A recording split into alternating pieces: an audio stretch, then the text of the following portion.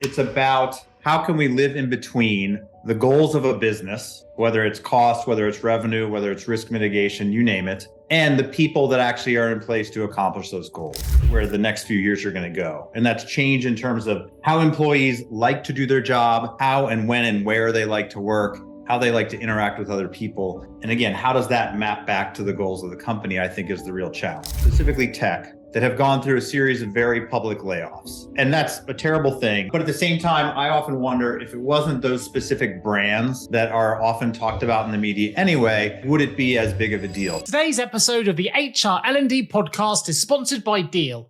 Now take a moment, if you would, to consider the following pre-show scenario. Imagine you had to visit 16 houses just to cook your dinner. One place has the pots, another has the pans, another has the stove, and another has the food. You get the idea. Sounds ridiculous, right? Well, the reality is most global businesses operate exactly the same way, using 16 different tools and platforms to hire, manage, and pay their workforce. But now there's one platform that does it all, and that's today's sponsor.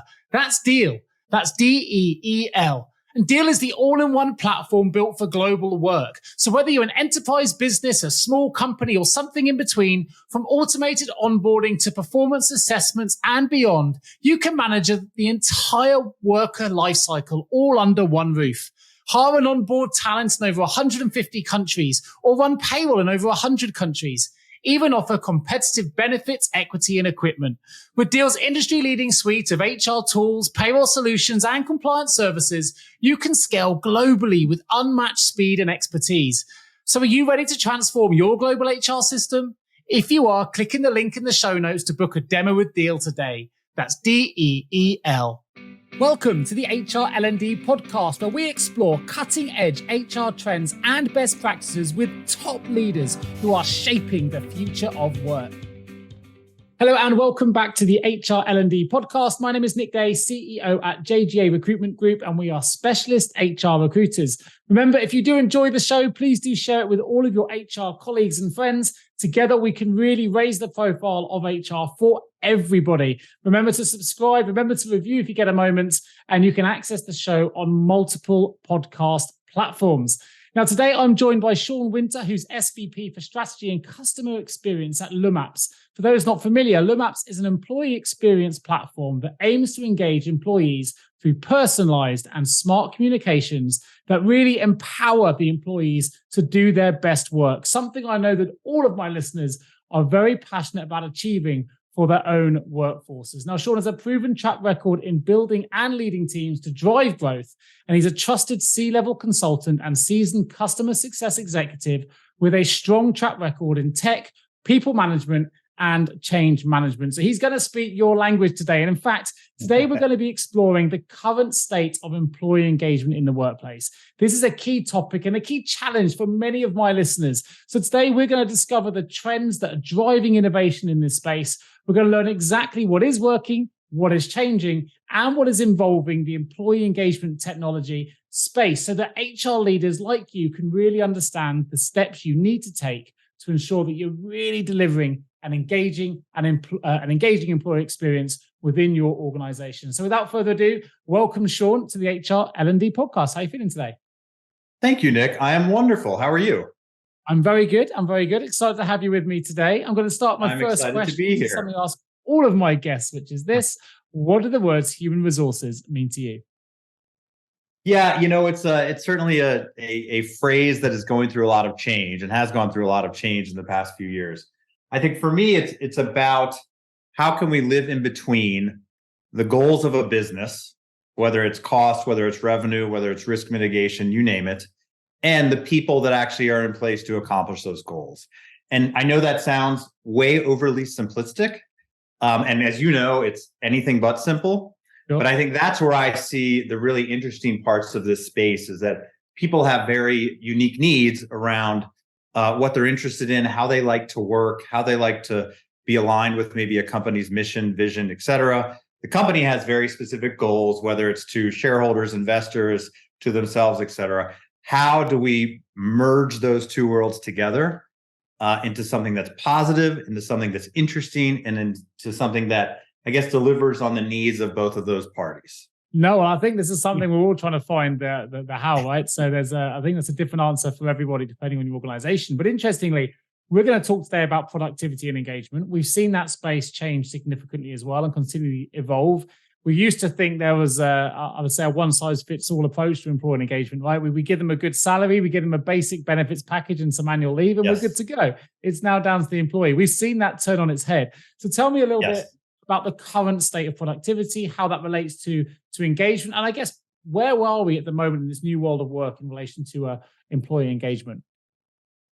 Yeah, well, we're definitely in a place of change, which I think you'll see as a common, I think, theme throughout our conversation, and really throughout where the next few years are going to go. And that's change in terms of how employees like to do their job, how and when and where they like to work, how they like to interact with other people. And again, how does that map back to the goals of the company, I think, is the real challenge. Productivity is a super interesting word, and I'll be very sort of general here, but I think the challenge we have with productivity is the same challenge, for instance, that we have in the United States with education, right? It's a model that was built on an assembly line culture, right? Where more in theory is better. And what we know now is with a lot of knowledge work, more is in fact not better. And I think we've seen this specifically, if you go back to the pandemic when we were really highly required to use lots of synchronous tools. So think of chat tools, video tools, where everybody, regardless of location, had to be online at the exact same time. And that creates this kind of culture of immediacy and performance of presence and responding to things very quickly, typically at the expense of deep, thoughtful work. Which, if you come at it from a perspective of knowledge worker, lots of times doing a few very impactful pieces of work throughout a year that have a material impact on a business is actually much better than doing many sort of smaller tasks that are easier and quicker to get done. So I think that's a big challenge that we see in what we do, is how do we start to build technology that allows for people to work in a more asynchronous fashion. So if you're in Dubai and I'm in Singapore and someone else is in Washington and someone else is in London, how do we get out of this world of all needing to be online at the exact same time in order to get something done? And so I think from a productivity perspective, that's something that I'm seeing some really interesting trends, right? I think a lot of people thought when we went into the pandemic and people were more distributed than ever, that productivity would go down. And most of the studies say that the exact opposite thing happened. But it happened at the expense, and you probably know this, of laptops being open all day at home. Yeah. So instead of working 8 hours or 10 hours, I was working 12 hours. And I wasn't just working 12 hours, right? It's not necessarily about the Slack message that I see at 10 o'clock at night that I respond to. It's about the 30 minutes then after that I worry about that, or that I'm anxious about that, or whatever comes with it. And so that adds up. And so what we saw as productivity went through the roof during the pandemic was engagement plummeted during the pandemic. And typically employees feeling burnout, feeling stress, lack of well-being, lack of feeling supported, all those things that can happen when you're working a lot more than you think you are, and you're so disconnected potentially from your coworkers, at least in a physical way. So I think that's where we are today, is a world where productivity is something I like to shy away from, because I think it's a more is better model from a bygone era. And so I think the true challenge for us in terms of understanding employees is the notion more of engagement on that spectrum. And I know as a culture, Nick, we kind of go back and forth on this pendulum every 5 years from productivity to engagement. But I think we're pretty firmly in the engagement end of the spectrum these days. And I think that's exciting, because I think when we can create cultures and we can create environments where employees can bring their best selves to work, I know that's a little bit of a cliche, but typically the work is a lot better. If the work is a lot better, the employees are happier. If the employees are happier, the customer's happier. If the customers are happier, the executives and stakeholders and shareholders are happier. Like, we know all that for a fact. So I think it's an interesting time. And I am thrilled to sort of see this world evolve, at least temporarily, more in that direction of engagement. Yeah, I think we're definitely in the engagement camp now. I agree on the pendulum swing. I think you raised an interesting point in the pandemic where productivity shot up. But actually, there were other things in play as well. People worked harder because they were fearful of their jobs. They wanted to make sure they kept them. They were working often the job of 3 people because the other 2 were on furlough, particularly in the UK, or that, a lot of people weren't able to do the jobs, though the workload stacked. And there was a cultural shift in relation to trust, where people felt like, is my manager going to judge me if I haven't done this work? I better do a little bit more, just to kind of really show that I'm working, in this remote location and I can do this. And then we're seeing all the burnout, as you mentioned, but it's what we were seeing, as you say, is engagement levels really, really drop. And I think that's the one thing that, from my perspective, we've seen a lot of conversation, a lot of people trying to improve their engagement scores and improve the way the employees feel. The Great Resignation pushed that even further because employees now have the power, right? They weren't getting the engagement or the things they needed. They voted with their feet, they left, and they joined new employers that did offer those things that the previous employer did not. So from your perspective then, with all those things bearing in mind and all the change that we've been through at rapid pace, I've seen a lot of technology infiltrate the HR space in particular since the pandemic. Yeah. Why is employee engagement right now such a hot topic? You kind of touched upon why it's moved from products, the pendulum swing moving over to this way, but why have you managed to hold it? Why is this now one of the key things that the HR departments are really trying to drive and get a hold of? I think in a lot of cases, and I think we lose sight of this, given that, we have some certain sectors, specifically tech, that have gone through a series of very public layoffs. And that's a terrible thing. But at the same time, I often wonder if it wasn't those specific brands that are often talked about in the media anyway, like, would it be as big of a deal? For instance, we work with a lot of different verticals. Companies in manufacturing are doing the best they've ever done, right? They have like 2-year backlogs on getting products out the door. Automotive is killing it. Retail's having some challenges, but more from an online, competition perspective. So I think it's important to say that a lot of times when we think about the leverage that employees have, or typically had at the end of the recession, as you mentioned, voting with their feet and whatnot, great job market, all of that, that they still do have leverage. And I'm actually interested in your opinion on this, of whether that pendulum swung back to the employer having more leverage or the employee. Because I know we see a lot of these very public stories about the Metas of the world, the Googles, the Apples, and layoffs. And therefore, oh my gosh, the employees must have zero leverage. I don't think we're there, though. I actually think we're still in a world where that dynamic has flipped. Employees do have very specific expectations. It may not be as easy for them to find a job across the street today as it was a year or two ago. But still, the job markets are still fairly solid. The underlying economic forces out there look fairly solid, although we never know what's going to happen tomorrow. So I think because of that, if I was a smart HR or communications or IT executive, like, I would be very concerned about employee engagement. And to your point earlier, the old model of here's your salary and your benefits, or even worse, like, here's a gym membership subsidy, good luck with your well-being. Like, I just think that world has changed dramatically, and companies that don't understand that, I think, are going to have a hard time attracting or keeping and retaining the right employees. Yeah, I fully agree. But by the way, in answer to your question, I think the power is definitely still with the employee. I think there are behemoths of this world, the Metas of which are one, which are, can buck the trend because of the size and the power that they have in the space. That kind of brand will always attract new people in. But if we talk about the average business, I think the employees now have a lot more power. And it doesn't limit itself to benefits, of course. We're looking at inclusion and diversity and opportunity in particular. Yeah. I still think that talent, and I know because I work in that space, is still expensive and difficult to find. So companies need to make sure they're doing what they can to keep that talent in their own businesses and not see it walk out to their competitors. So I think for the minute, it's definitely, we've seen that pendulum swing significantly, but definitely for me on the employee side at the minute. Interesting, though, when we talk about the productivity pendulum and we talk about employee engagement, I find it quite amusing. I think there's no other way of looking at it. But as soon as we introduce anything, let's say it's an employee engagement tool, the first thing we actually want to do from a productivity perspective is measure it. Is what we're doing working, right? Are we now more productive or less productive? Are we able to recruit better, or has it gone up, or has it gone down? So with companies starting to look at engagement KPIs in a more progressive way, what should they be measuring, and how are these KPIs driving business value? It's funny. We do a lot of work with analysts in the space who are seeing a trend away from, not away, but a trend from sort of existing and historical HR KPIs into the world of employee well-being, employee connectedness, these sorts of employees feeling supported. And so it's funny because I try to extrapolate sort of those types of KPIs then from a technology perspective to say, hey, if you bought this piece of technology for your company for price X, what kind of value are you getting? And a common way to tell that value story is say, hey, let's tie it back to KPIs, and that can get us to some kind of ROI that proves the value of our existence and what we do for your company.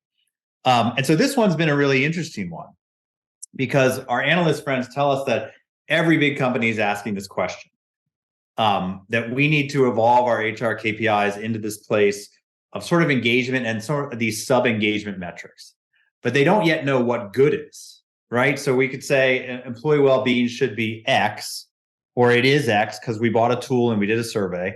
Is that good? We don't know if that's good. So I think we're in an interesting space where the benchmarks and best practices are still being sorted out. I think it's good that companies are asking those questions.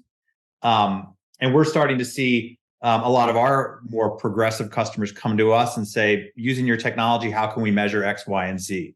That were very different questions than they maybe asked 5 years ago. 5 years ago, it was more about, are we getting enough eyeballs? Are people clicking on enough things? Are they doing enough transactional based stuff? And now it's a lot more into what is the impact of all of this? What are employees feeling? How are they reacting to things? How can we use AI to maybe understand sentiment? So we're seeing that shift, which was really interesting. Again, the challenge is what's good. We can always tell a story of here's where you were 6 months ago and here's where you are today. And hopefully that got better. But I think the challenge is getting to a set, understood, kind of common ground set of benchmarks for what good is for a lot of where this needs to go. Sure. And of course, each business, each sector, each workforce is going to have different needs, different cultures. You got to factor that in. It makes a one-size-fits-all approach challenging. From my perspective, I guess the common denominators would be attraction, retention, and well-being. The ability to attract the staff, then keep them. Look after those that have been with you from before, and make sure they're not keeping them out of fear. You're keeping them out of a place where they want to be with you and they're enjoying. They've got a good headspace. Absolutely, and I think attraction and retention. I think we're pretty good on that for the most part. They'll evolve slowly over time, but it's the well-being one that I see as the big sort of. Everyone knows that we need to be doing that and measuring that, but we don't know exactly how. Hello, HR and people leaders. Are you exhausted of the war for talent cliche? The problem is when we hear a cliche, it usually exists for a reason. However, we think it's time for a fresh approach to the talent crisis. That's because at JGA Recruitment, we understand the real challenges you face in sourcing phenomenal HR and people candidates. And guess what? We think we have the solution. Our team is on a mission to revolutionize your hiring process. That's because we're not just recruiters. We're strategic partners dedicated to finding HR and people professionals who align perfectly with your company's vision and goals. So let's break the cycle of frustration together. Partner your talent acquisition strategies with JGA Recruitment and experience the difference in service, excellence, and results. No longer do you need to suffer the costs associated with a poor hire, because with over 100 five-star Google reviews and already trusted by many of the world's leading brands, why don't you take action today? Contact us at jgarecruitment.com to discover how we can help transform your HR and people teams. And here's a bonus. When you visit us, you can sign up for our weekly HR newsletter that's packed with invaluable industry insights and more. Let's revolutionize your HR talent acquisition strategies together and make the war for talent a cry from the past. Visit jjrecruitment.com to find out more. Well, let's tackle that then. Maybe you want to take it further and evolve the conversation, but what are the kind of innovations we should expect to see in this space, particularly in relation to tech, right? We're seeing tech infiltrate the HR space significantly in the next 12 months. Absolutely. I mean, so there's a lot going on. And I think a lot of that's driven by an uncertain economic outlook. So if you think back, it's funny when people think back to the Great Recession, 2008 to 2010. Yeah. What companies do you think about? You probably think about Lehman Brothers. You think about different banks and insurance companies that failed. What you should be thinking about, what we all should be thinking about, is that era birthed Slack. It birthed ServiceNow. It birthed a lot of Zoom that we're using right now. It birthed a lot of companies that took a chance to solve a really interesting problem in a different way, right? We've always had video conferencing tool, but we never had a tool that like your grandmother could figure out, right? And Slack, we've always had chat tools, but we've never had something that truly allowed you to bring your personality to work through a chat tool. And there's good and bad of all of this. But I think anytime we go through an uncertain economic time, a lot of companies will stand still, be a little paralyzed. Sometimes that's fine, sometimes it's not. Some companies will take risk. And so you'll see, I think, a lot of interesting technology right now coming out of this. You may not see it today. Obviously, Chat GPT and AI will drive a lot of this, but that'll take chances to solve sort of really interesting problems in totally new ways. So that's the benefit of a down economy, is usually a compression. It compresses innovation into like a really intense cycle. Not everything is going to work, but I think the ones that do work will be the kind of technology companies in the enterprise that we're talking about 5-10 years from now. That's what's going to happen today. That's exciting. And I think there are a lot of interesting trends out there in work that lead to an interesting conversation around what problems can we solve in a different way. Sure. Which is probably leads to what I was going to ask you there, really, is in your mind then, with the use of the innovations we're seeing in the world of tech, are we going to see the well-being experience, for want of a better way of putting it, or the employee experience, I should probably put, improve? Or are we utilizing these tools to make it more available? It's not necessarily one and the same thing, right? Yeah. We can make it more accessible at a cheaper cost because we can utilize very intelligent tools. Doesn't necessarily make it more effective, although maybe it's more effective if you're able to have a resource rather than no resource, because sometimes you'd be cost prohibitive or whatever. But where are these innovations being driven? Are they being driven in terms of accessibility, in terms of keeping costs down, or are they really focused on that most important thing from your perspective in terms of what you're doing here, the employee engagement element? Is that what's driving the innovation? So I think cost and accessibility are obviously important things, for sure. And those are constants. I think things like revenue generation, cost cutting, risk mitigation are constants, right? Companies are always going to want to do better at those whenever they can. But yeah, I think that the notion of engagement and the notion of the power that we gave to employees in more of a distributed workforce during the pandemic was, oh my gosh, there are different ways to work and accomplish my goals that make more sense for me, for my personality, for my schedule, for my other commitments in life, and for my company. Now, some people will say, no, I love being in the office and doing that, and that's fantastic. That's absolutely great. But I think others now, their eyes have opened to different ways of working. And so I think the true challenge for technology, and this is going to sound like, can we put technology on top of technology, which is something I absolutely hate. But I think the true challenge for technology is knowing that people now understand that they like to and can work in different ways. You probably have a very outgoing personality. You may love to be in Zoom all day. I may be more introverted. I may love to live in email. A coworker of ours may love to live in Slack. Someone else may love to get on planes and sit next to their people. How do we bring that all together? Yeah. Using technology, and not just more and easier technology, not more, not productivity, right? How do we bring that together in something really elegant and seamless for different employees so that they can work in the way that makes the most sense to them? There's not a super easy answer here, but I think this is what you'll see. And you'll see, companies that are starting to do more in the world of orchestration, companies that are starting to do more in the world of AI, right? We know a lot about our employees. If you've ever been familiar with the notion of a customer data platform, are you familiar with that term? Yeah. So yeah, the idea of, and I'll give you the creepy example of you and I are having a conversation. There's an Alexa in the room. You mentioned that your desire to go buy a new shirt. A minute later, you open Instagram and oh my gosh, there's an ad for the shirt. Right? So the idea of companies have a lot of data, and I know that's a creepy example. You would never want your company to do that. But companies have a lot of data on their employees. And it's not necessarily a bad thing, right? It's what types of applications are you interacting with? How do you like to work? Who are you working with? How often are you working with them? How can we use that to serve up really interesting, engaging experiences that actually make the employees' lives easier? One example I give is, let's say I was promoted. Maybe someday I'll be promoted, and our org chart realized, the technology underpinning our org chart realized that my title changed and I gained 3 new direct reports. Wouldn't it be great if that was just automatically set up where, hey, Sean, we found 3 calendar slots for you to meet your new direct reports. Here's their last performance review. We have all that information. We can do that in a smart way. So I think that's the real trick to where this is going and where technology can really impact engagement is how is it not used as another easier channel or medium or outlet? How do we actually tie it together in experiences that make employees' lives easier?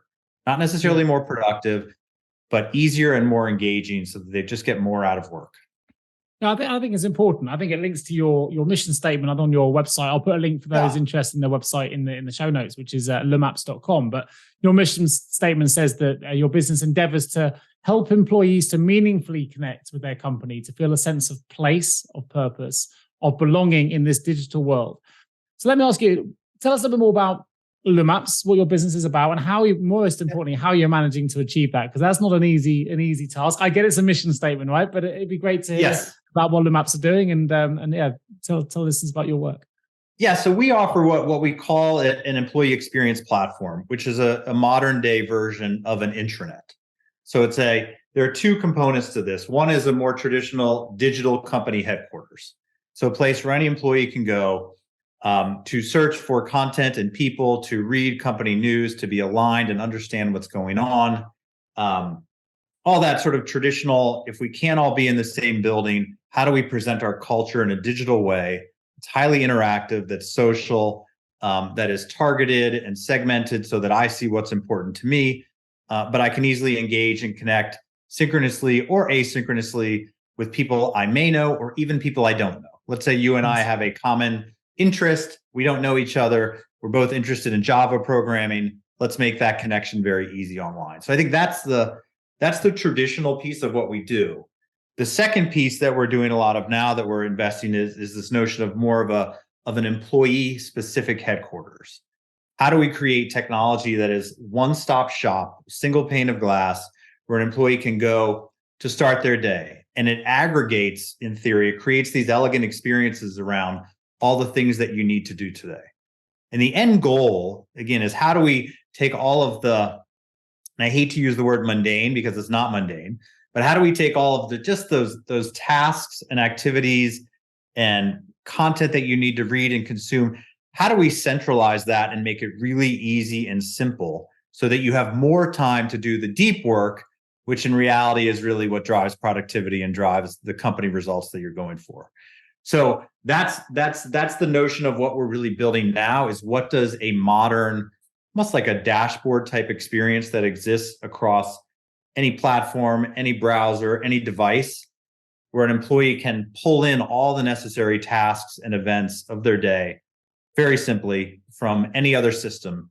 So you're not bouncing around all day. You're not context switching. It's all centralized for you. And so again, it's the idea. I don't know if I'm doing a great job explaining it. And everything is typically from a software perspective, we get hyper focused on the buyer. So we're like, here's why this thing is important for the buyer. We're saying, what if we flip that on our head and say, what's important for the employee? Because if the employee wants it and recognizes it's important, the buyer is going to want it too. So that's where our heads at right now. We're really focused on building incredible experience applications for employees that sort of tie together this world of Zoom plus Slack plus email plus maybe like a Workday or a ServiceNow into one really elegant experience. Yeah, no, that makes sense. It creates a stickiness for employees as well, right? It's something else to help them buy into the business. I think it also empowers things like inclusion because it kind of takes away the hierarchy that you often see in a traditional business. Because I might be interested in Java and I could be your director, but if you're interested in it too, hey, let's connect and talk about something outside of the work environment and build those connections. I think it's really interesting. I think building on that then in your examples, what can companies learn from the consumer world and consumer technology in terms of activation, delight, and of course experience, which we're all about, to ensure that their employees remain engaged and their employees have an engaging experience? And that goes back to the sort of that Instagram customer data platform example that I love. And it's just around, we have a lot of data. How can we use that to proactively serve up tasks and experiences. So it's not this, hi, your performance appraisal is due. This is your 27th notification. Please go do it today. It's more about how do we actually integrate these things within your flow of work in your day. So it's not this sort of aggregator of reminders and tasks. So this is something that, we spend a lot of time thinking about, because the notion of how I bounce around typically on the internet as a consumer, and how companies try to get me to maybe buy something, and then they either get me to buy more of that thing or something adjacent to that thing. How do we create experiences for employees to say, you just did this, you seem to enjoy doing this, now do more of this? Or wouldn't it be great if we made it easier for you to connect to something adjacent? So I think we look at a lot of that from just a data perspective, because getting employees involved, we think of activation and retention as sort of very transactional things in the consumer world, but there's actually a lot of positives that we could do there from an employee perspective. How do we get them involved in maybe in being more aligned with the mission of the company, or volunteer efforts, or DEI efforts, or you name it? There's a lot there that I think we could get a lot smarter about than the typical put the poster up in the coffee area and hope that somebody responds. I think it's interesting. I'll ask you a question, because you've got that C-suite level expertise. You've come from a customer service and engagement and tech background, Sean. If I was to transport you now from your experience and move you into the world of HR, you're now C-suite HR, CPO, CHRO. Where would this employee engagement piece rank in your order of importance, I guess? Because if we think back to the old world, and arguably HR is now seen as old, we look at the world of people management now, but before HR, it was personnel. And people used to think of the world of HR being all about the negative side of engagement. Yes. It's about dealing with disciplinaries, it's about dealing with the problems, dealing with the issues, exiting redundancies. And, it was quite a hard career to sell. And we've fully pivoted now. It's gone 180. Yeah. It's now all about, how can we make employees feel better and included? And what else can we do to help their wellness at work, and to make them feel like they can bring their whole selves to work? And we've got loads of other challenges alongside in the world of HR. So if you're in that C-suite role now, where would this rank for you as a priority? And what would be the kind of next couple of actions you'd be looking to take if you were looking to evolve your own HR operation? Oh, that's a good question. So it would definitely rank high, but given that I'm a huge believer in using analytics to justify priorities, I would want to have a solid story of analytics behind it to say, look, here's the actual impact of engagement, or these engagement efforts on the business. And I think what HR departments are getting much better at by the day, and you see this by a lot of them rebranding themselves as people ops, people operations, those types of functions, is how do we become more of a proactive partner to the business? In fact, in some cases, lead the strategy of the business, as opposed to what you're saying, being more of a reactive part of the business. Business comes to me, they say, we need to open a support function in India. Can you help me source that? How can HR move to a world of saying, hey, we actually understand the talent marketplace in the world, or in these parts of the world.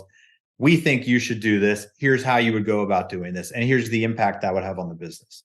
So just an aside there to say, I would certainly lead with data. And ideally, there's probably a data story that says that engaged employees do X. And if they do X, customers are happier. And if customers are happier, customers spend more, if customers spend more, et cetera. So I would take the engagement story, but really present it in the light of how can it affect and impact the business.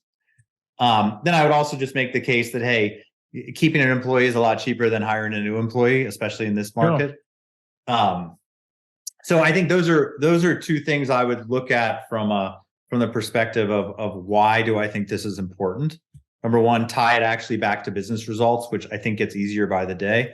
And then just the notion of, hiring these days is such a challenge in this job market. I mean, it's very easy to directly link it to ROI now, isn't it? And that's the interesting piece. You can make your HR department a profit center to a certain degree, the ability Absolutely. to improve your talent attraction metrics. I think HR forever said, like, how do we get a seat at the strategic table? And I think there's enough there now to say, no, actually we can be like a strategic driver of how we generate revenue, how we cut costs, how we do all of this. Absolutely. I think that's a great way to round off the show for today. So tell us a little bit more about where our listeners I've mentioned the URL, but direct our listeners that want to find out more about LumApps, where can they go? Yeah, come out at LumApps.com, LumApps. We are a global company, support pretty much all verticals, all sizes. We probably skew a little bit more towards mid-market and enterprise in terms of our solutions, but a really interesting customer base. If you go to the website, there are lots of customer stories and you can, do demos and see the product and whatnot. And we're just super excited about the world that sort of opened up to us post-pandemic, was this notion of companies being way more open to hybrid work, which led for a need for like digital tools that support culture and engagement in a really authentic and almost vulnerable way. So there's just so much interesting stuff there to mine right now. And this mix of like, how can we create really elegant, personalized solutions that are smart and that have underpinnings of AI just to make employees' lives better and easier. And I know that sounds cheesy, but it's something we're super passionate about in a world where I think productivity went a bit off the scales during the pandemic. Yeah. So how can we bring it back to something reasonable, because we think it's in the best interest of everyone? Now, and cheesy or not, it's you've kind of highlighted the key, I guess, strategic driver or goal of most HR people that are listening to this show, right? So that's cool. That's what they're trying to achieve as well. Yeah, absolutely. So LumApps.com, give us a visit. Find me on LinkedIn. I'm always happy to chat about this stuff. I love studying these trends and seeing where it's going and kind of understanding how technology can make employees' lives better. Super. Well, what I'll do for those listening, go through to the show notes. I'll put a direct link through to Sean Winter's LinkedIn profile, as well as the website URL, so you can go directly. And while I've got our listeners' attention as well, it's worth mentioning you've got a brilliant blog on your website. There's 2 articles I'm going to link through to in the show notes as well. So one is Steps to Transparency in the Workplace. Very relevant at the moment, and that's going to impact many of you who are trying to improve your transparency in the workplace. So go and have a read of that. And another link to another blog, which talks about the future management in a hybrid world. So again, people trying to negotiate and get to grips with the new world of working. You've got a fantastic resource in the LumApps blog, and a couple of articles I'll link through. So do check those out in the show notes as well. And of course, if you're an HR or L&D professional listening to this show and you do need support with your talent and attraction strategies, and you need to recruit good talent, that's where me and my team can come in. You can reach us at jgarecruitment.com. There'll also be a link to our URL in the show notes as well. And otherwise, I just want to give a huge thank you to Sean Winter for joining me today on the HR L&D podcast. I look forward to bringing the next episode soon. Sean, thank you very much. Absolute pleasure. Today's episode of the HR L&D podcast is sponsored by Deal, the all-in-one global people platform that simplifies how you manage the entire global team lifecycle. From contractors, direct employees, EOR, and more, you can manage them all in one place with Deal. Hire and onboard talent in over 150 countries in minutes, or run payroll in over 100 countries with just one click. Offer competitive benefits, equipment, and equity from a single dashboard. Even customize career roadmaps, performance assessments, and more for your team through Deal's suite of AI-powered learning and development tools. So no matter your global business goals, Deal's team of over 200 legal experts keeps you compliant with local laws every step of the way. So whether you're an enterprise business, a small company, or something in between, Deal is built to meet your unique global HR needs. Ready to transform your global HR? Click the link in the show notes to book a demo with Deal today. That's DEEL.